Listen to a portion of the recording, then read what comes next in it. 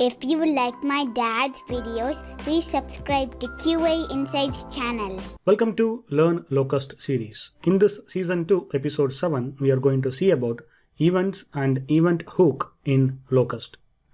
What is an event? A thing that happens, especially one of importance.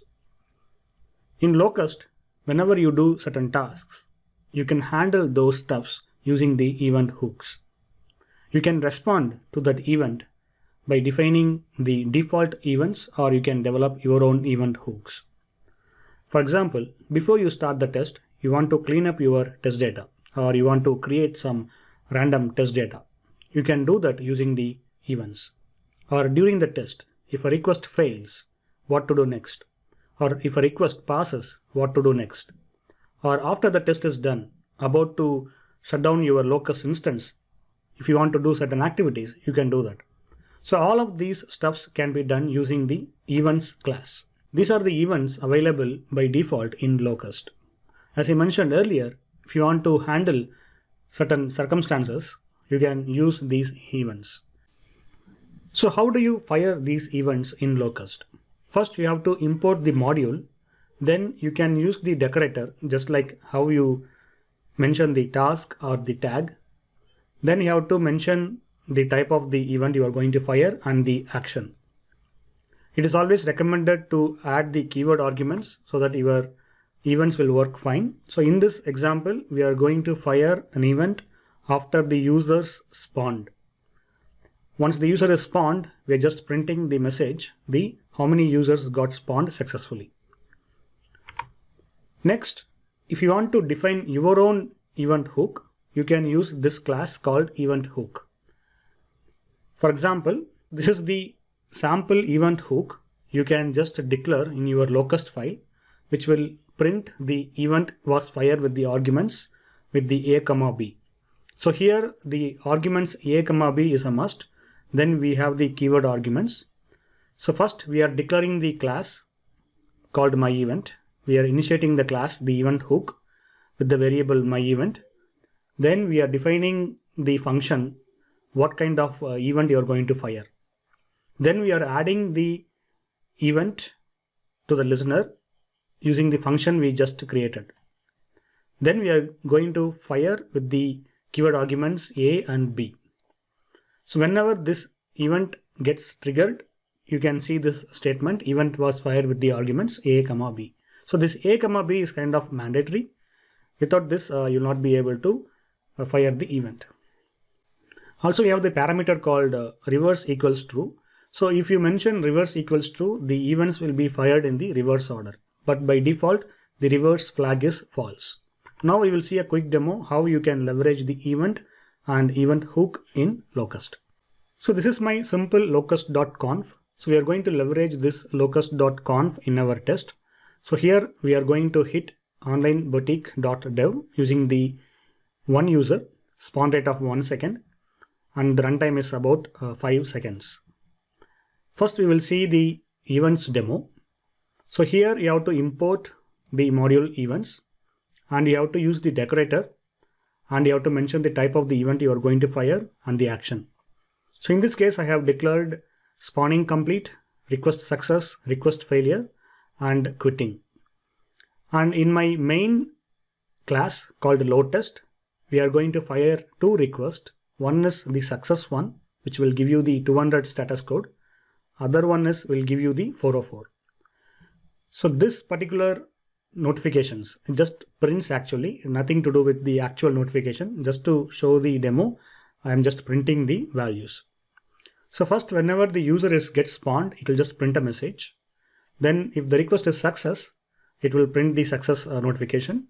If the request is failed, then it will send the failed notification. And at the end, it will check for the fail ratio, and based on that, it will print the exit code. So if there are errors, then it will print 1. If there are no errors, then it will print the value 0. Now let us execute this, and we'll see how it prints the expected values. So here you can see it spawned 1 user because our test is running with 1 user, and it is sending the notifications accordingly. And at the end, it is printing the SLA of value 1. And at the end, you can see the failures, request per second for each request. At the end, you can see the 404 for the failed requests. So this is how you define the events in your locust file, and it will get triggered automatically. In the next demo, we are going to define our own event hooks. For that, you have to import the event hook module. And here I am declaring two events using the email notifications and text notifications. And for the email notifications, I have a function which have the arguments I, J or A, B, whatever the name you can keep, but 2 is mandatory. Then I'm just adding 2 more arguments called request ID and the message. And it is recommended to add the keyword arguments, otherwise you will face issues. And here we are just adding this particular email function to our event. Similarly, I have another function called SMS text, and I have another hook for the text notifications. And in the main class, whenever the request is passed, it will send the notifications called success. And if the request is failed, then it will send the failed notifications. And each request has the ID 1, 2, and 3, 4, just to identify what request ID it is just printing. And now let us run this particular script and let us see the output. So here you can see it is sending the success and failed request with the proper IDs. So this particular events will be triggered if the request is success or the request is failed. And also it will print the request ID and the message. So how do you know which kind of parameters you want to add?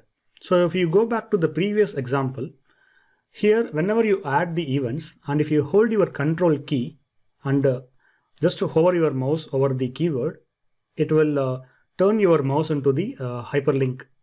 If you just click, it will automatically take you to the event.py. And here again, if you hold your mouse and click on this event hook, you can see all the details about the event hook class. And here you can see the how you can use the event hook. So this is the example I just copy and pasted and modified. And if you scroll down, you can see the methods add listener, remove listener, and fire. And here you can see the reverse is false by default. If the reverse is true, the events will be fired in reverse order. And here you can see the how it handles. And if you just scroll down, again you can see the events class, and here you can see the list of events.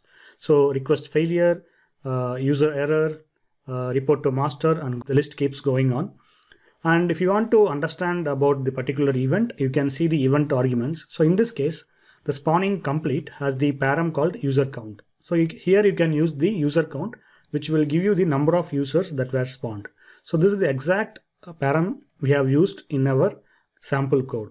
So this is how you just explore by yourself and understand how the class has been defined, and you can make use of the methods and you can define it in your locust file.